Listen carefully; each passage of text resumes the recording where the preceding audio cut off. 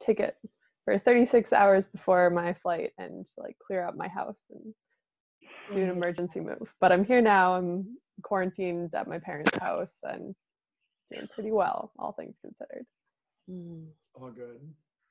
And Lisa, are you here in Minneapolis as well? Unfortunately, no. I live in Brooklyn. Okay. I have fled to my aunt island. They don't live here in the winter. So yeah, it's very scary to be. I'm not amused. I'm not pleased to be living in New York right now. And New York's getting hit hard.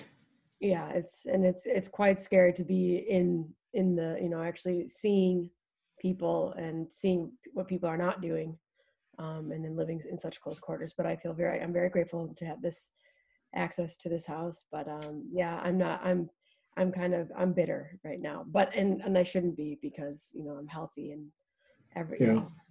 But yeah, I would love to be in Minnesota right now. Yeah. Stay positive. Thank you. Don, your face has finally appeared. Well, See you. my wife insisted that she could get it done, and she's done it. She has done it. You guys are in. And hi, Kathy Smith. Oh, look at that. Good. I was going to say good morning. That's how confused I am. And Paul, thanks for joining again. Olga, hello. So I think everyone's been on the call before except for Rich. Rich, do you want to introduce yourself and say hi? Oh, and Kathy, you haven't been here for, I don't think, one of the e-meetings yet, have you? I have not. Well, she's a former DG, so everyone knows her. I'm an old hack. I was governor in 2002, 2003, 2004. So it's forever ago. Was one of the I'm glad to be here. We're one of the first DGs in the women category. I was the first. 5960, that's great. Yeah. Rich, can you introduce yourself as well? Hi, I'm Rich Kapp. I'm in the Twin Cities. I'm past chair of Youth Exchange. Followed Chrysanne a couple times, been chair twice. Down Southern Anoka, the governor shut us down last month, so I'm not sure when we're going to be up and going. Semi-retired. And for North Star right now, I'm the responsible officer. And what, for those unfamiliar with Youth Exchange, what's that consist of? What's the responsibility? Who's the liaison between the State Department and North Star? U.S. State Department. Very good. Yes. Did everyone else want to say a quick hello for those who don't know you? Greg?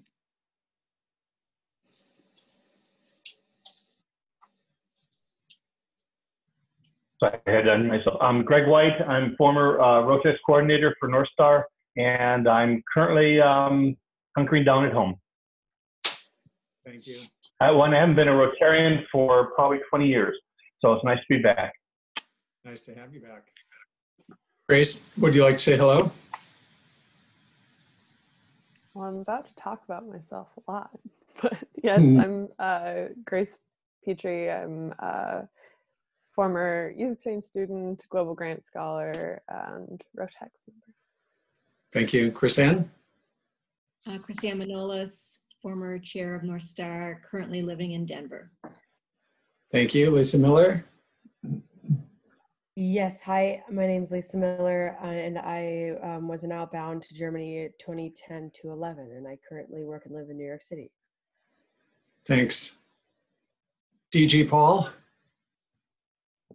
Hello, everyone. Paul Perez from Rotary Club of Prior Lake. We had our virtual meeting this morning, so I've had Rotary all day.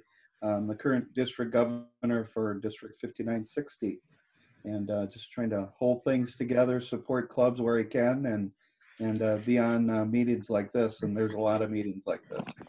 For sure. How did Prior Lake go this morning? It was good. Yeah, thanks for your help, John, and I know Kirk helped as well. And I see Kirk's on now. It's going well. We had 52 people on today. Wow, that's great. Including some snowbirds, so they're that's good to see them. So yeah, it went well. So we had a. And I think Rochester was also getting their Zoom meetings up and going last week. Yeah, I think Greater Rochester, I was on last Thursday, and I think I had about 12 people on. I think other Rotary Club of Rochester was meeting this week, but I haven't been on theirs. Good to be here. Thanks, Paul. Olga, a quick hello. Yep. Hello. Olga here from the southwest corner of Minnesota, and a fairly new member of the club, and I was quite involved with the youth exchange program in District 5610, and actually also a parent of a youth exchange student. 5610 in South Dakota, correct? Yep. Very good. Don, would you like to say a quick hello? I would just say that if you go back far enough in history, that I was the international Rotaract chairman, and that's how I first heard about Rotaract. And it was the club that one of my members that was a German doctor belonged to the E-Club of Denver, Colorado. That's when I first heard about an E-Club. And we've been fighting that issue in this end of the world ever since. Mm-hmm. Looks like it's now, by reason of strain, pretty solid footing. Thanks, Don. Kirk, quick hello, if you're available.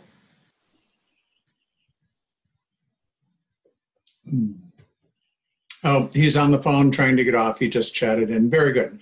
So with that, why don't we turn it over to Grace and hear about her exchange here. I'm very interested to also hear personally about the global grant that she was a part of, and then her work in New York. Now, I just think you have a really interesting background and history, and Rotary has sort of woven its way through with you, and I'd love to hear about how your experiences with Rotary have kind of brought you to where you are today. And thanks so much for agreeing to be here. Yeah, thank you for having me. It was nice to get the invite and nice to have some things to do while on quarantine. Yeah, so Rotary has had a big influence on my life and the direction my life's taken, both personally and professionally. So I'm going to talk about that today. Through my experience with Youth Exchange, with Rotex, and with the Rotary Global Grant, which I can explain a bit about as well. Can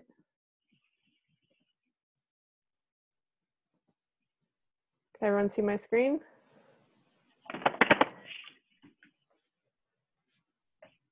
Is it showing? Thumbs up, Yes. thumbs down? Yes, it is. Yep. Thanks so much. Yep. So I was born and raised in Minneapolis, and in 2011, I went on exchange to Cali in Colombia, which was a very big change for me. I had done a bit of travel, but not too much, mostly road trips to visit family. So it was quite the culture shock, as you can imagine, and as it is for most exchange students. My exchange was very privileged. I went to a private school. All of my host families were very well off and lived in good neighborhoods. And so my experience of Colombia is not the average life in Colombia. I did not see much poverty, much of the conflict, refugees, internally displaced people. That was not part of my everyday experience. And so my experience of Colombia was, very different to my life here. Are very similar in a lot of ways as well in terms of socioeconomic class. And the real strength that I think my exchange had, my youth exchange, their cultural exchange, and it was the relationships that I formed throughout the year, not just with people in Colombia, but with other exchange students as well.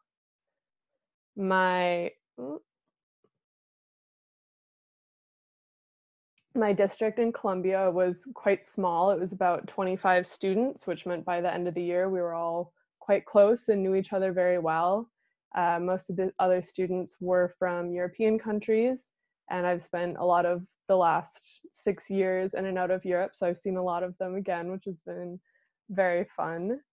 I was placed in the final year of the school, like high school equivalent in Colombia. I had already graduated from high school in the US, and I had been a bit younger than my classmates, but here I was a bit older.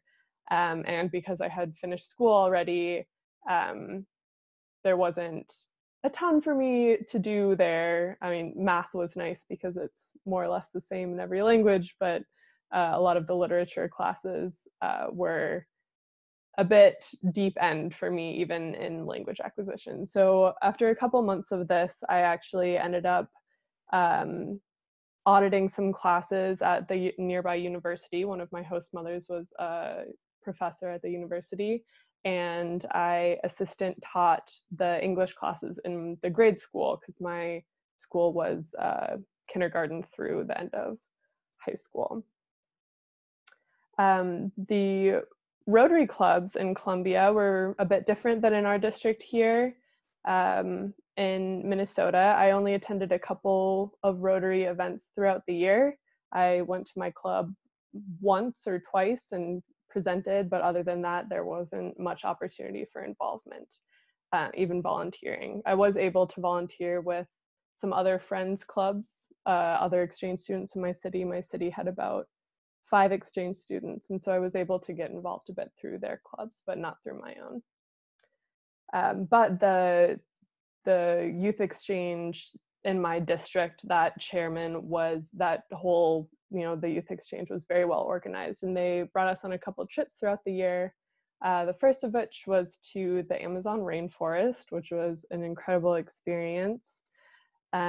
We also went to the Caribbean coast to a couple of different cities there, Cartagena, Barranquilla. We went to a national park as well, which was just breathtaking. And we went to the coffee region as well, which is where the district conference was held. This is my second host family. Very sweet. I was also able to spend about a month in Ecuador because the youth exchange chair for my district lived in the south of Colombia, very near the border with Ecuador, and was close friends with the chair in Ecuador. So some of the exchange students in Ecuador had come on some of our trips, and I got to know them and went to visit one for Easter break and ended up staying for a month because I kept changing my ticket, and I was able to attend the district conference in Ecuador and go on one of their trips as well, which was a bus trip all around the country, and get to know their exchange students and some of their culture, which was a really, really valuable experience and not one that I at all anticipated of having this experience in another country. I also got to do some interesting things in Ecuador, such as jumping off this bridge, which was pretty wild and not something I told my parents about until after I got back. I was going to say, and you told your mom about this right away, right? No, not a chance.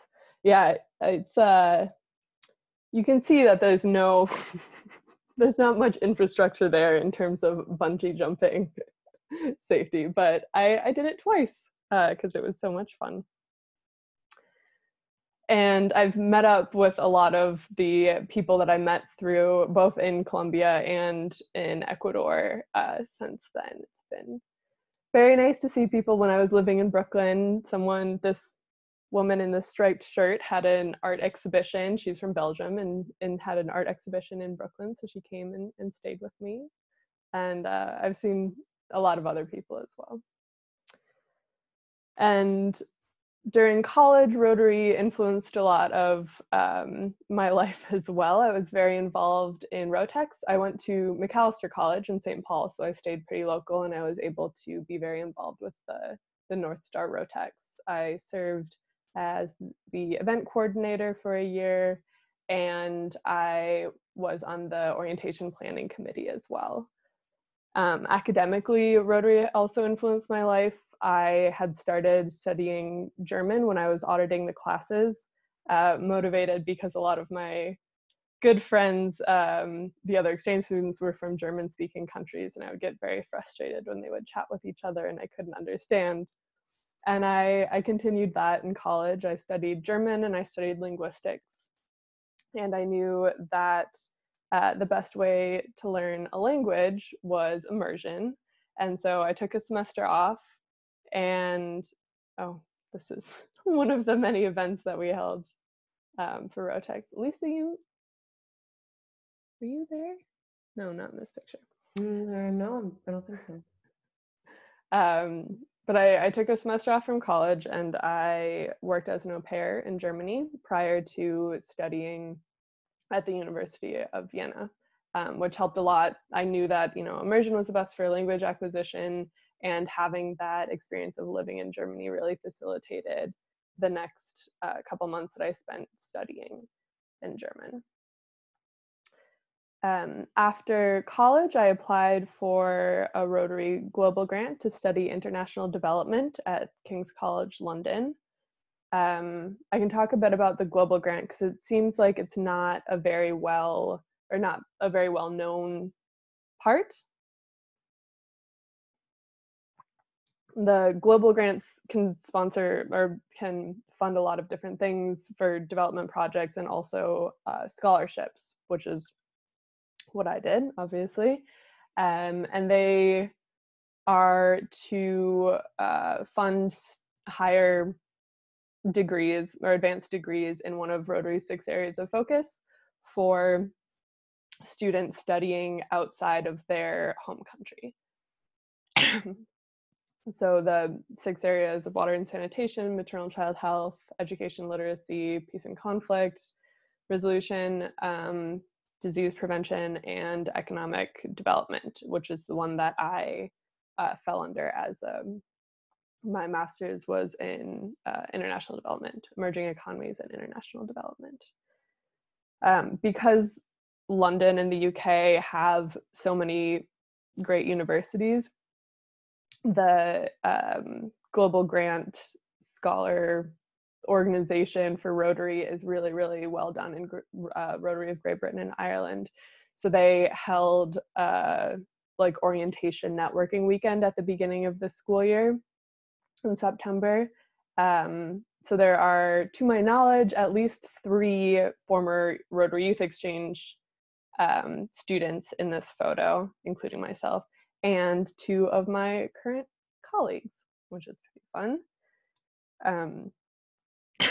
After I finished studying, we had I think it was a Facebook page or something, and one of the women had posted a fellowship opportunity that I applied for 2.5 years ago, and once my fellowship was over, they hired me, and I've been with them ever since, and I work with some of the other Global Grant Scholars. So now I work as a gender equality and social inclusion specialist for international development projects. So similar to a lot of Rotary's humanitarian projects, we work in all different sectors like infrastructure, health, and all things like that. And throughout these times, I have had a lot of interaction with Rotary. I think Rotary's biggest strength is its community that it fosters, the global community. When I was studying at the University of Vienna, I was at a vineyard, and I saw like an earthenware jug on a shelf with a Rotary wheel, and I asked about it.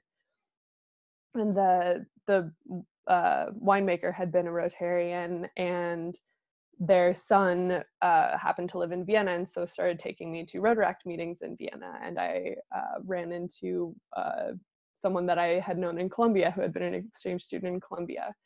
And excuse me, when I was doing an internship in Nicaragua after my master's program, I saw the wheel and asked around, and was able to just look up and get involved with the local Rotaract group in this rural town in Nicaragua that I was living in, and was able to volunteer with them and go to their meetings.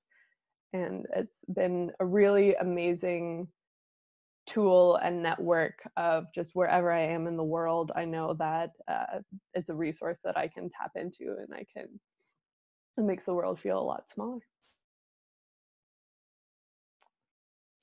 my host club in the UK, and my hosts were amazing. They were very, very generous, and I really enjoyed living in England. My host club was in a very small village. It's very quaint.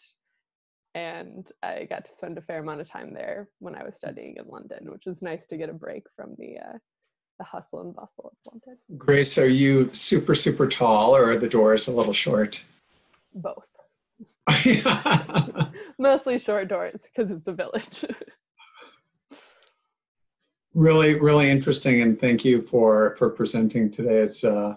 It's cool how Rotary's kind of been with you through. I didn't even know about Nicaragua, but it is amazing, and I've shared your experience personally of running upon just stumbling upon a Rotary wheel and inquiring, and doors just open. It's pretty wild. Paul, you had just chatted in Rotary Connects the World. Anything you want to say on that?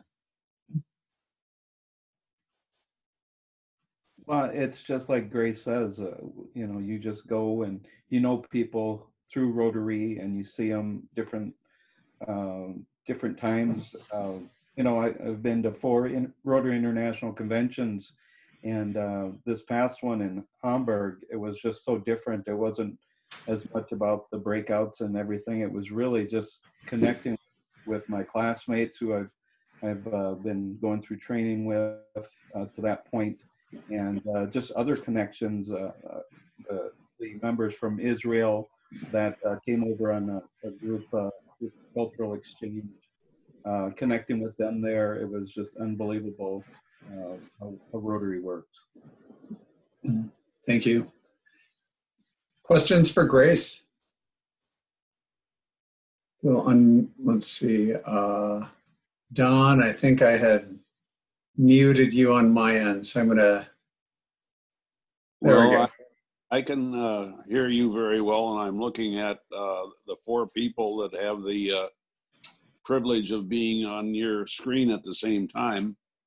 And I'm thinking of this International Rotary Opposition. You said you were in Hamburg, and so was Sandy and I, and we enjoyed that international convention a lot. There was a lot, as there always is, there was a lot to see, and we took tours of the harbor over there, and so that was a segment of Germany that we had not previously visited.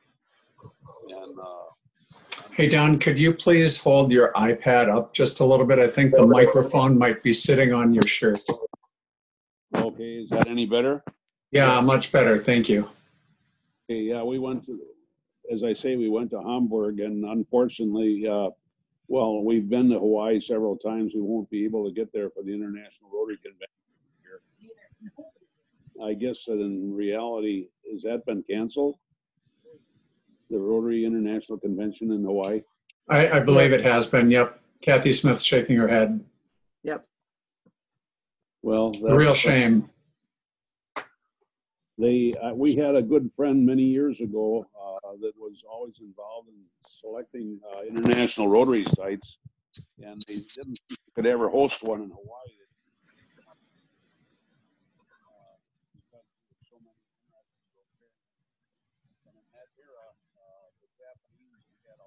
Hey, Don, we're having some trouble hearing you. I apologize. Okay, well.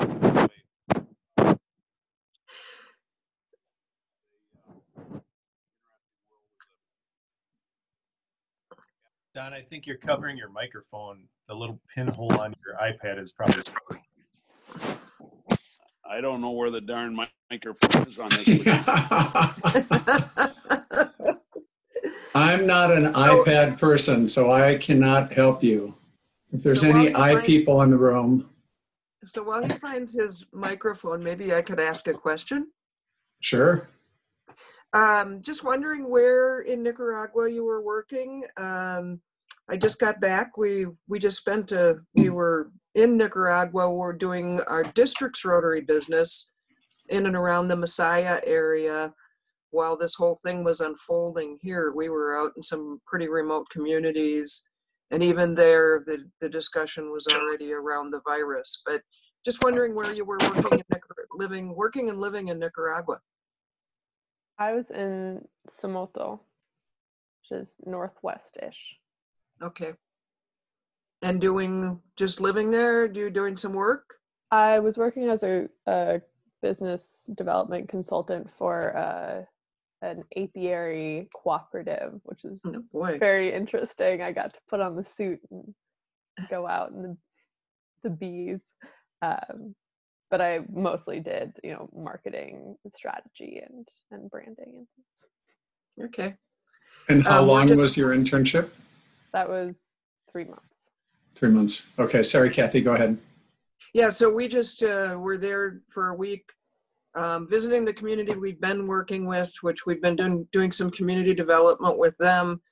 But more importantly, we're now starting to work with another organization, and it's really more of a model of economic development where they're going into communities, starting with economic development, and then adding on the community development piece. So they're going to get a unique opportunity to see how that differentiates culturally, starting with economic development and then working into the community coming around. And Kathy, are you in District 5950? I'm in 5960. You are 5960, and this was a 5960 initiative? It is. How many people were down with you, and how long were you there?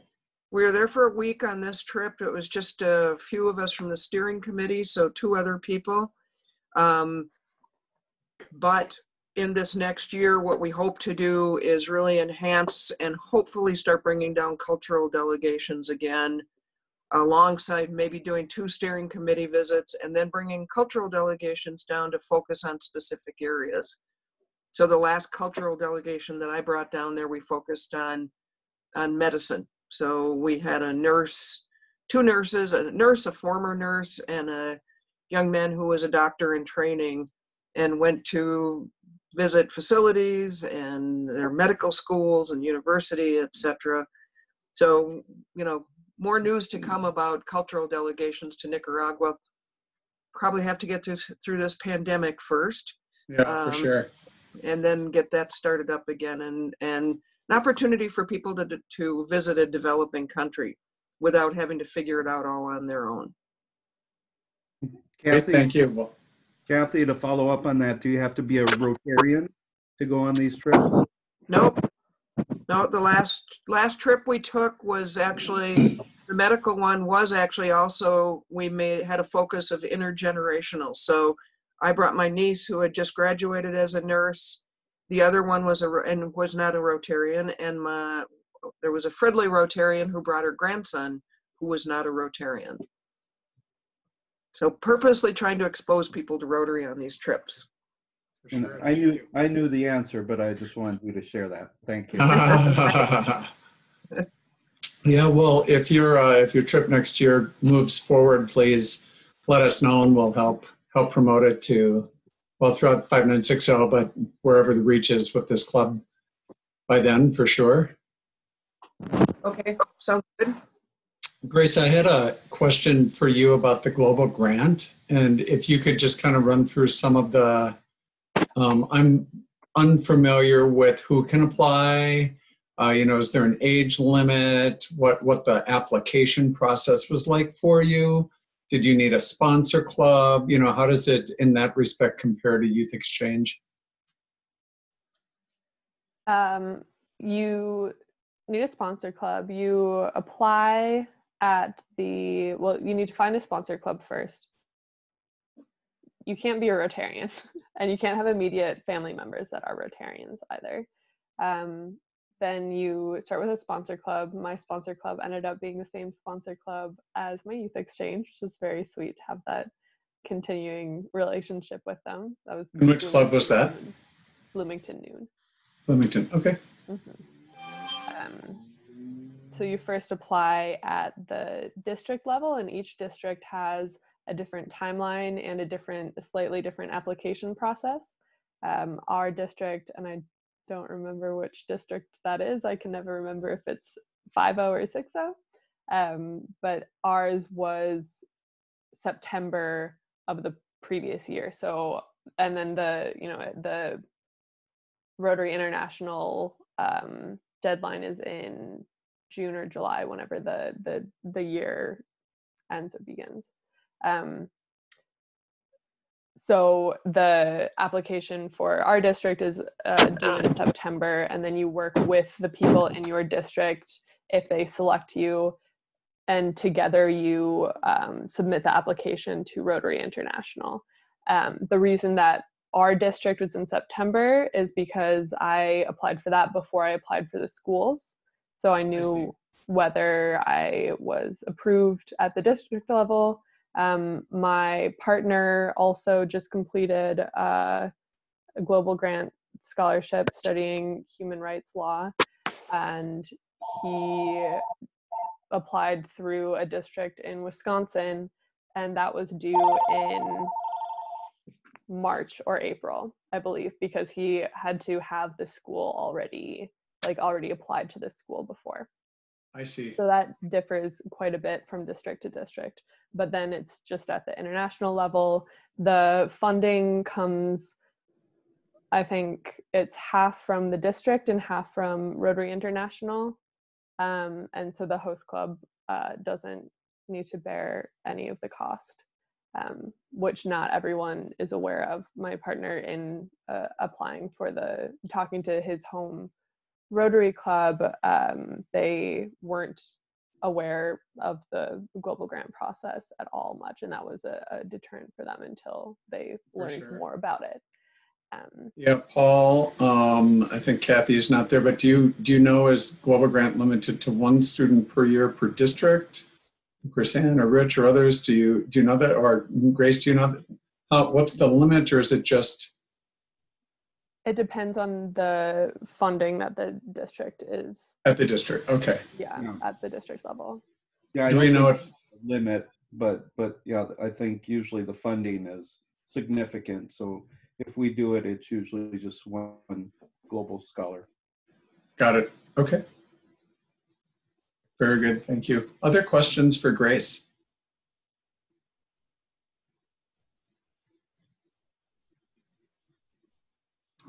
What would you tell young people? What would you use kind of your persuasive part of what you've experienced to encourage them to go through first youth exchange, but even participate in other Rotary programs? I think it's primarily exposure. And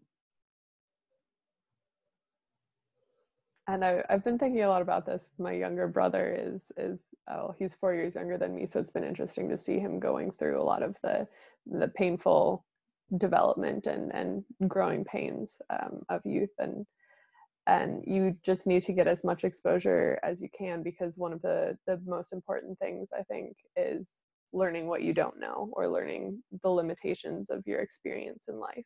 And the best way to do that is through youth exchange, through other Rotary programs, through meeting new people and with different experiences. Great, thanks. I can't promise they'll be receptive to that, but. Grace, I was going to say you are truly a world citizen, and it's just really cool to hear all the different things that you've done. That travel bug that you've got, that so many road techs end up living with.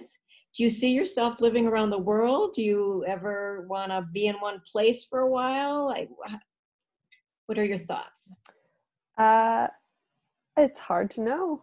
At this point, my job is completely remote, and I realized recently that I haven't lived in one place, like one house, for longer than 9 months since I left for exchange, which is almost 10 years now. So I think at some point it would be nice to settle down a bit. Settling down for me is, staying in one place for a whole year. So it's not quite the settling down that I think a lot of other people have. But yeah, I move around a lot. Right now I'm able to move around based on my partner's work, because my work is completely remote. And so I have been living between the US, Minnesota, New York, and the UK, in a rural village. and I don't foresee that stopping anytime soon. I would have liked to stay in the UK. The only reason I'm in the US now is because of the current pandemic and visa statuses. I actually had plans to move to Berlin for the summer, but those, clearly fell through. And where is your partner from? Is he from the Village in the UK, or? He is from La Crosse, Wisconsin. Okay.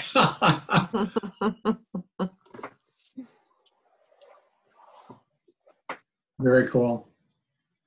Yeah, I think you hit it on the head, Chrysanne. So many Rotechs are just, they catch this bug and want to be out in the world. These restrictions are hard on, I think, everyone, but hard on the world travelers amongst us, that's for sure.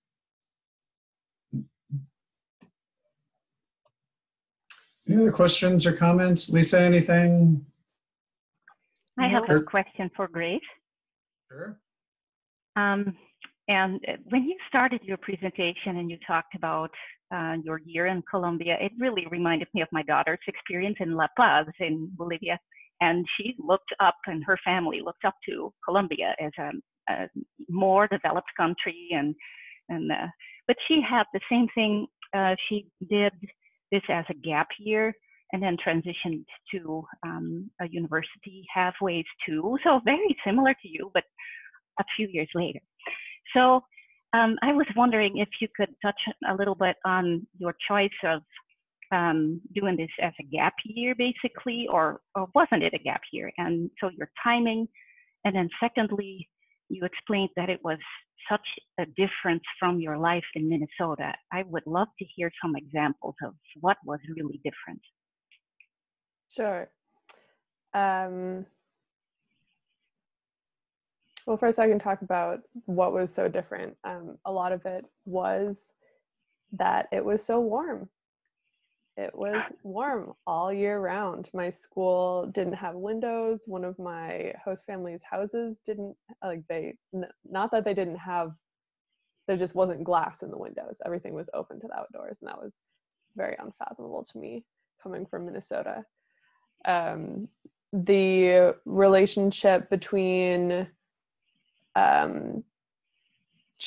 teenagers and their parents was different. The familial relationships was different. I'm very close with my family here, but it was a different kind of expectations to family dynamics in Colombia, and culturally as well.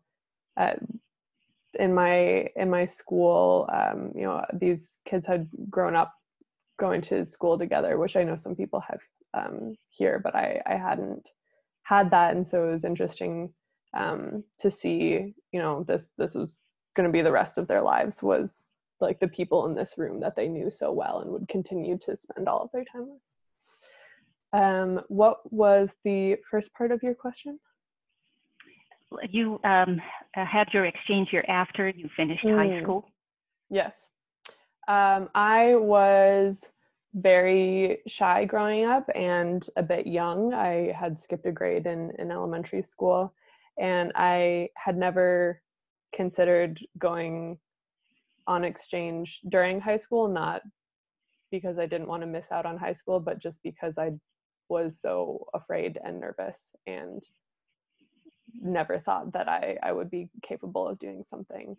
I eventually warmed to the idea of potentially going on exchange to an English-speaking country, and my mom helpfully nudged me along and encouraged me, and I did study Spanish for almost 10 years before I went on exchange, and it was still, of course, a massive adjustment because I had always had American teachers in the US, but within a couple months I was fine language-wise.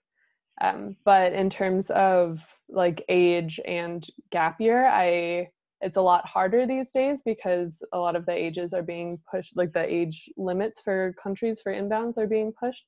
But I found a gap year to be a really excellent time to go on exchange. It was a good time for me developmentally, and it was a good age, I think, for me to get the most that I could out of the exchange and prepare me as, you know, a step in independence to prepare for college and prepare for life, you know, beyond the security of your family and your parents' home. Thank you. Grace, I have a follow-up about Colombia, and thanks for bringing it up. Olga, you know, 20, 25 years ago when you were growing up, I think Colombia had this reputation of, you know, drug country of the world, very unsafe, very dangerous. And it has so, my understanding is it's so turned around. It's sort of the new it in South America. Like if you want to visit anywhere, I'll say the younger people your age are all flocking to Colombia. It's really kind of striking to me, because I think for a lot of us on the call, Colombia would have been, would be like going to, I don't even know what to compare it to, Afghanistan. I mean, just really like you would never in a million years dream of going to Colombia. So I'm wondering if you ran into like what your experience of that was, or did you run into negative perceptions, or had things really turned around during your exchange, or was Colombia still sort of turning the corner? Colombia had pretty much turned the corner, but it hadn't gotten out yet. So there wasn't, I mean, I did get a lot of, what are you out of your mind? Why are you going to this country? I can't believe. And my parents as well, like, I can't believe you're letting your child go to Colombia. But they trusted in Rotary and the network that was Rotary. And I did encounter a couple of dangerous situations. I guess that is another major cultural difference, was that there was just a different level of security, but it was primarily, if you used common sense, you would be fine. I was threatened with a gun once, and it was because I was doing something that I shouldn't be doing, which was using my phone in a car, which, you know, wouldn't be something that would be considered dangerous in Minnesota. But that was just my ignorance. It was shortly after I had arrived to the country, and it was totally fine in the end. Everyone else in the car thought that it was a prop gun. I just freaked out, obviously. But, yeah, good not to take chances, right? Yeah, absolutely. Did you lose your phone in the incident, or? No, the woman driving, a friend's mother, just started honking. Like, we were stuck in traffic, so we couldn't drive, but she's honked at him, and he was on a motorbike, and he zipped away. And they were all laughing about it, and I was still a little shell-shocked. But it was, you know, different ideas of normal. But in general, I mean, in terms of widespread insecurity, this is also very connected to the slice of Colombia that I was exposed to and the communities that I was living in. It was quite safe, and I wasn't exposed to any sort of narcos, you know. Anything. Yeah, that's good. Yeah. That's great. I had a question for Grace. Did you have a connection to Bloomington Noon Rotary Club? Someone you knew there? Or how did you make that connection? I went to high school in Bloomington. I went to middle school and high school in Bloomington.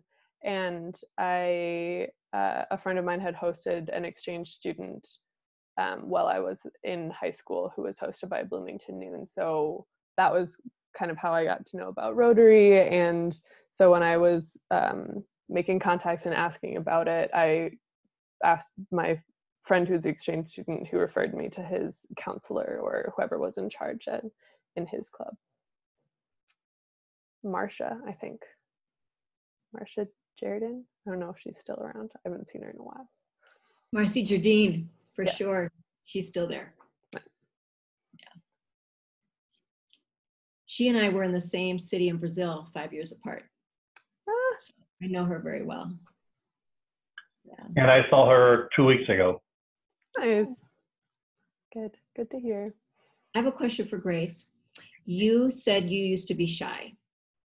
Are you still, are there environments where you still get those feelings? Only because you're so self-assured now. very rarely. And even I noticed when I, like at the orientations, at the outbound orientations, I was really pushing myself to talk to people, like when we were in line to fit the blazers, and when at the country fair. And the country fair was really big for me in terms of shyness, because it was just all of these kids from different countries that are grabbing you to come and like, no, don't look at that country, come and look at this country. And so from before my exchange started, I like the exchange program had really had an impact on my shyness. And yes, it's not so much an issue anymore. Which is nice. I think that was the Brazil booth that was pulling at you. Come this way. That year, it was the Chileans. Oh, it was the Chileans. They were big that year. I mean, also the Brazilians, but yeah, a lot of Chileans. You know, Grace, we introduced a presentation at Outbound Orientations about introverts and extroverts. Did you ever hear that? I don't know if we only did it a couple of years. I don't know, it kind of disappeared. But the research shows that introverts make more lasting relationships and make better exchange students than extroverts. And the big reason is because they enter a space and they're quiet and they observe and they don't want to embarrass themselves, and they give people a chance to show who they are. And then eventually they make a connection with people. And I mean, there's power actually in being shy and being quiet and taking your time when you're in new situations. And so, I mean, it's amazing, you know, so in 10 years, it's like that shyness is, you have such a confidence and inner confidence. It's really, it's a treat for me to see. I never thought of you as shy, but it's really fun to hear you talk about it. Yeah. Lisa, where were you on the shyness scale? Did you were shaking your head as Chrysanne was talking? I was? No, I said Lisa.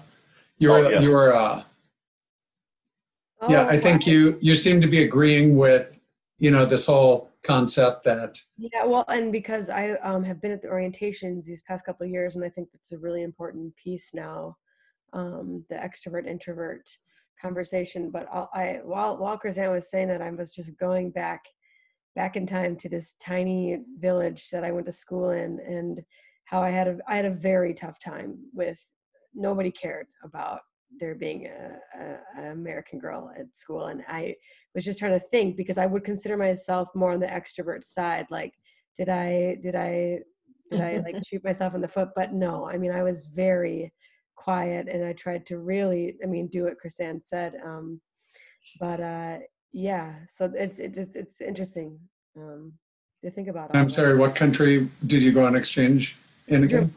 Germany, that's what I thought. Yeah. Mm. Yeah. Yeah. Mm. And Greg, you're the wallflower of the year. You had a tough time in Sweden, I know. It was within 10 days I had my first murder attempt, yes.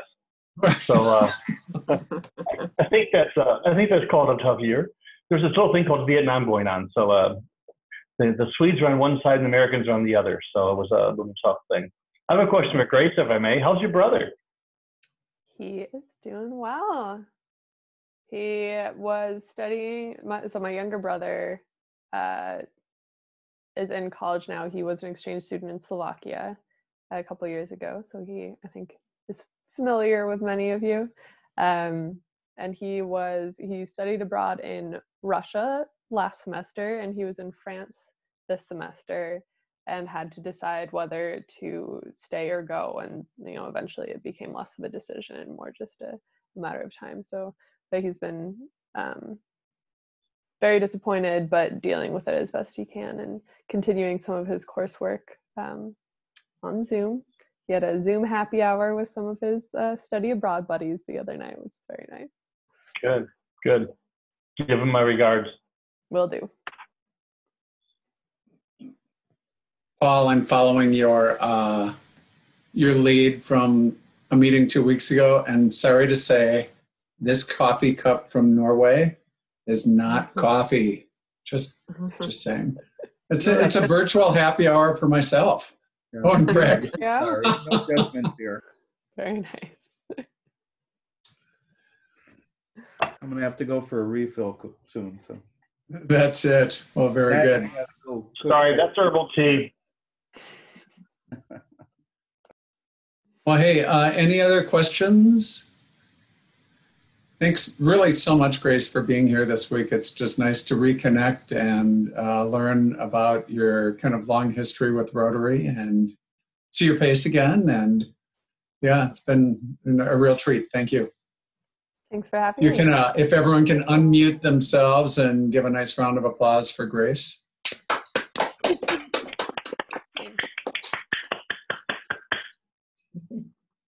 Thanks. So please do join us, next week for, we're trying to get Lynn lined up, president of NIAN, to come and speak about the current coronavirus, COVID-19 situation and the potential impact on youth exchange this coming year. It's with regret that a number of districts have started to cancel or postpone entire exchange years for next year. And there are just some realities dealing with visas and the unknown that are pushing us here. But it'd be really nice to have her as a guest. She's from British Columbia. Is she from? She's from British Columbia. British Columbia, right? Yeah. Yes. Yep. So so please come back. Same bat time, same bat channel as the younger. You guys don't know that reference, but for the older one about yeah. Same bat place. The same bat place, and you can come on back. Olga and Lisa and Grace Batman, the original series back in the 60s, ended every episode, and they would always say, come back next week, the same bat time on the same bat channel. So it's this cultural reference for the old folks on the call. So we end our meetings in the E-Club with the four-way test instead of starting the meetings four-way. This is a way of kind of, continuing our evening or our week with the four-way test. So everyone can take themselves off of mute if you're not already, and then we just say this together. So the four-way test of the things we think, say, and do. Is it the truth? Is it fair to all concerned? Will it build goodwill and better friendships? Will Will it it be beneficial to all concerned? Just thank you, everyone, for joining tonight. And in closing, the lockdown is, it's in week one. Lisa, here in Minnesota, you've been under lockdown for a year, going on to week 4, I think. Week 3, week 4. It's a tough time for everyone. It's, Rich, I've done some reading myself about the length that this could develop into per some of your comments. And it's a scary time, and I'm just really grateful for all of you for being here, and it's a way to keep up the connections, and it just brings a smile to my face to have everyone here, and I just really appreciate all of you. Thank you. Thanks for running the meeting, John. Thanks, John. Yeah. You got it. So have a nice evening. Talk to you next week. Bye. Bye. Thank you much. Thanks, Good Grace. night, Bye-bye. everyone. Grace, thank you. Bye. Thanks, Grace. Thank you much, Grace. Thank you.